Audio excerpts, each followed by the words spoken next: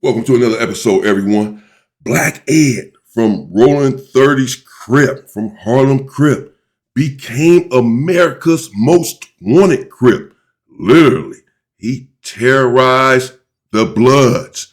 In fact, they had a bounty on his head. They wanted this individual stopped, but so too did the authorities.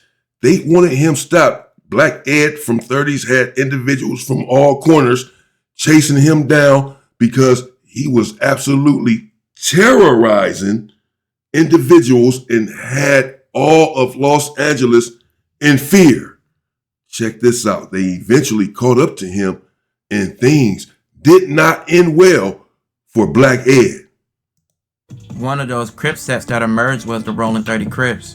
They were originally known as the Harlem Godfathers during the early 70s, making them one of the oldest Crip sets in South Central. Beginning from the Jefferson Park area of Los Angeles, the Rollin 30s consist of the avenues, Dinker Park, 35th, 37th, and 39th Street as their cliques. On the other side, the Rollin 30 has several rivals, some of their main rivals being Bloods, like BPS, and the Rollin 20 Bloods.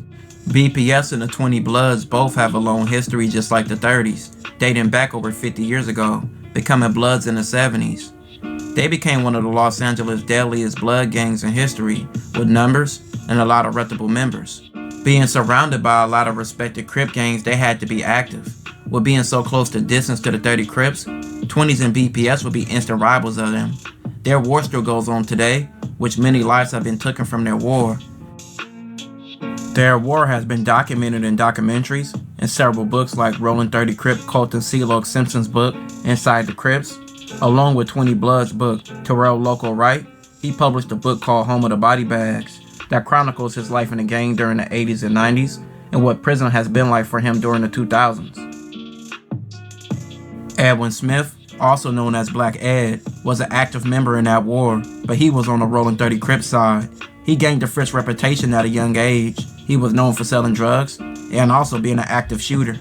And the Bloods were always his target, which the Rollin 20 Bloods and the Black P Stones, also known as BPS, were always the Bloods he was aiming for. By 1984, Ed was a 19-year-old high school dropout. The streets fully took over his life, and he was fully committed to his gang and killing rivals. He was known as someone always looking for issues and trying to further his reputation. By January 1984, the war was full-fledged between the 30s and the Bloods. Dorsey High School in South Central was a safe haven for Bloods, and Crips knew if he wanted to catch a Blood, Dorsey was the place to be. You have several Blood members going to that school, including Bloods from the 20s and BPS. Dorsey is primarily a Blood school. The majority of gang members that go there are Bloods, although there are a few Crips, but they keep a very, very low profile. Around 2 p.m., Black Ed and several Crips waited outside. Yes, absolutely. This is very true. Excuse me. Dorsey High was a very dangerous school back in the days. There were many shootings there, many beatings, stabbings. Oppositional hoods used to travel to Dorsey High when the school would let out, and other schools around Los Angeles. Many schools were like this, where the school was infested with a particular gang. You knew that if you went to this school, you can catch so-and-so gang up there and so-and-so gang up there. Whether it be the Crips and or the Bloods or a faction of one of these sets. You wait until the school lets out and you go up there. There would be brawls, melees, riots even at some of these schools. And of course, again, the violence would escalate and go further. Apparently, this is what happened here. Black Ed is accused of heading up there to Dorsey High, where, again, as we just heard, many Bloods were at Dorsey High. And if there were Crips there, and they were indeed low-key. They were not out there with blue rags around their head, masquerading their hood. They were not doing that. They were low-key because the Bloods were out at Dorsey High. They were deep there at Dorsey High, and they became violent when necessary. They would protect themselves because oftentimes, again, after school, there would be melees, to say the least. At Dorsey High School, while several students were hanging out and some were leaving the school, several blood members began to emerge, and both the Crip side and the blood group began to trade insults, which led to a confrontation, and bullets began to fly. 2 people would be shot. A blood gang member named Ronald Gregory, who was 25, was killed, and a 17-year-old high school junior named Ernest Pickett Jr.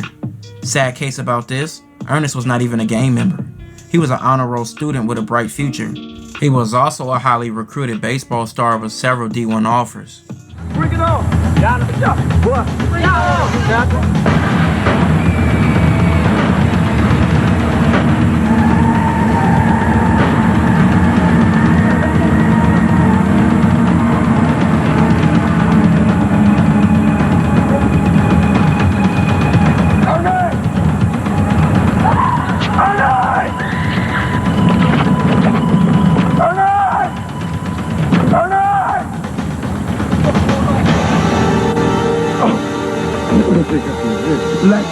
Somebody get some help! Somebody help! Police say bullets fired by Edwin Smith killed a 25-year-old gang member, fatally wounded 17-year-old Ernie Pickett.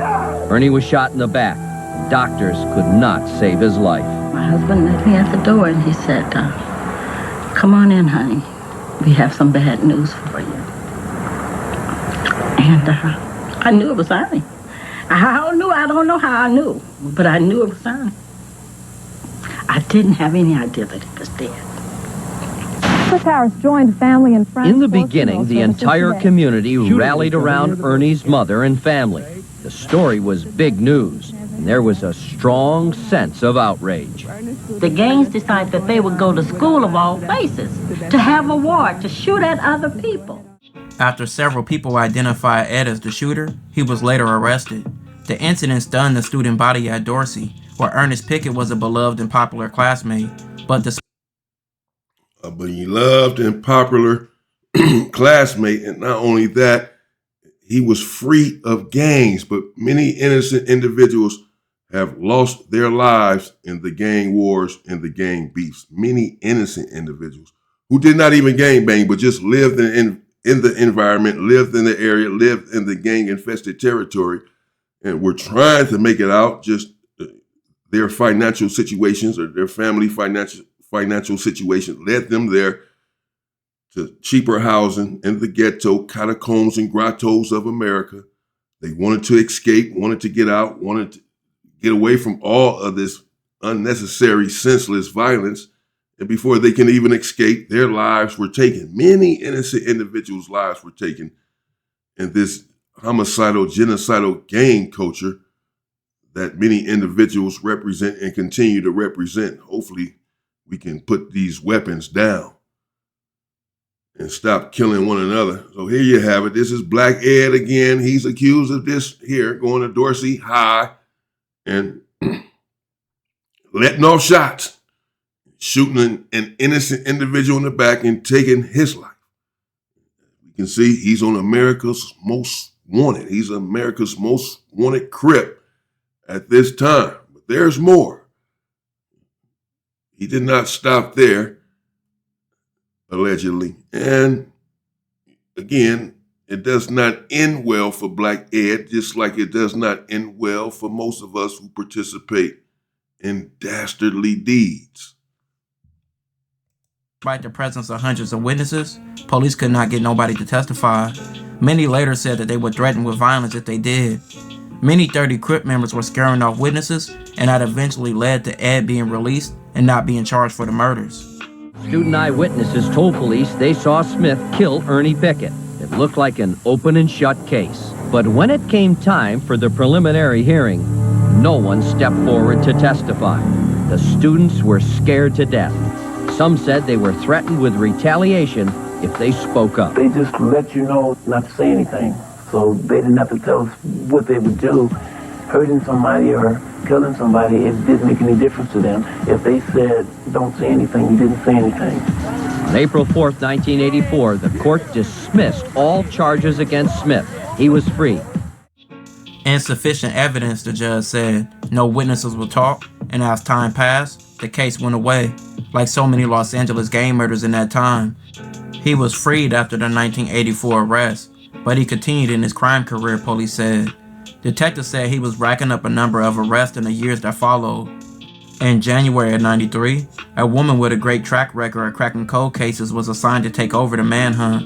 And in October of 1993, Black Ed by then was a seasoned cocaine trafficker, and he was connected to a third man's murder. And the witnesses finally came forward after a speech at a halfway house. In fact, police said they believed that Ed killed another man as recently as October 6, 1993, and a warrant was issued for his arrest. The victim in the case was a man named Ronald Dean Miller. He was an ex-convict, and he was counseling children. Many state that he was a gang member. After this, police was on his trails. After a tip from a viewer on a television show called America Most Wanted, which came out in 1995, they premiered an episode showing Black Ed's crimes and blasted him all over the TV. 10 years to see her son's accused murderer brought to justice. Help us find gang member Edwin Smith.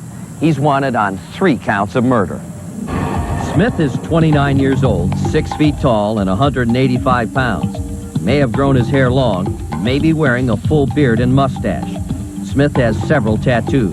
The letters RTC on his left arm, the number 30 on the right arm, and Harlem Crip on his left forearm. His nickname is Black Ed. He sometimes uses the alias Jeff Lewis. Police say he makes a living selling drugs and has a very violent temper. Los Angeles police believe Smith may be on the run with this man, Kenneth Richardson. Both are wanted for the murder of a man in 1993. Kenneth Richardson is another Crip gang member who goes by the alias Kenneth Boyd. If you've seen either one of these men, call our hotline at... The new detective built a new case against Ed. Detectives received a tip from a caller who recognized the last 4 digits on car Ed was driving. They searched DMV records and found a red Camaro registered to another name at Lancaster. Ed was using a different name, and he was now about 50 pounds heavier and wearing prescription glasses in his photo. Detectives found Ed living with a woman and his 5-year-old son. They stated, "It's a great feeling to know that after 2 years of hard work, it finally came together." They also stated, "It would have not happened if not for the public's presence." Black Ed was later sentenced to 32 years to life in prison for 3 murders. Shout out to Warren Cali. Wow, there you have it. Black Ed, Rollin 30's Crip, Harlem 30's, sentenced to 32 years to life. This is how his story ends for 3 murders. We know some individuals that face the death penalty for 1 murder. 3 murders and then 32 years to life is really, it's supposed to mean that you do the number in front of the life sentence first. So you do the 32 years before you're really considered for parole. This was over 30 years ago. I don't know, he could be home now or whatever. This was some time ago. We have to stop the violence. Let me know what you think in the comments. Black Ed, accused of 3 hot ones, 3 deletions. All, of course, in the community, though. All, of course, in the black community. But this is how this is not to come down on Black Ed. This is how the gang violence works and the genocidal culture works. And it is indeed a genocidal culture. We like to point our fingers at everyone else that is doing us wrong, and they are, and they don't like us, and that's fine. Man, when will we start to take a look in the mirror and hold each other accountable for the destruction in our community? No one else is causing it. There are circumstances that do help lead to these things. Circumstances implemented by the government. There's a history of this. And we know that studies, the data shows that when you give individuals and our communities an outlet, they do better and the violence subsides. So the fact that we are under so much pressure helps to indeed lead to the violence, but we are only taking it out on one another, which is asinine And it needs to stop immediately. The violence needs to stop towards anyone in the world, any human being, any human race, any part of the human race.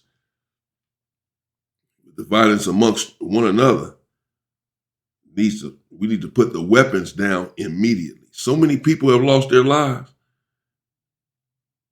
either dead in the cemetery, lost their lives, or have life in prison for taking a life, which means they lost their life as well.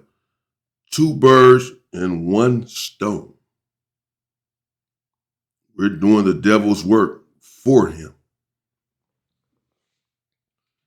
That was something different than this story, I'm sure. But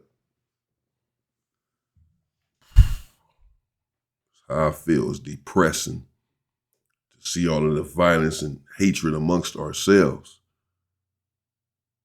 And then hoop and holler and go marching in the street, talking about Black Lives Matter. To who? We're trying to convince the world that our lives matter. And we have yet to convince each other that our lives matter. Let's do that first, and then perhaps others will follow suit. Stay safe and stay free, people.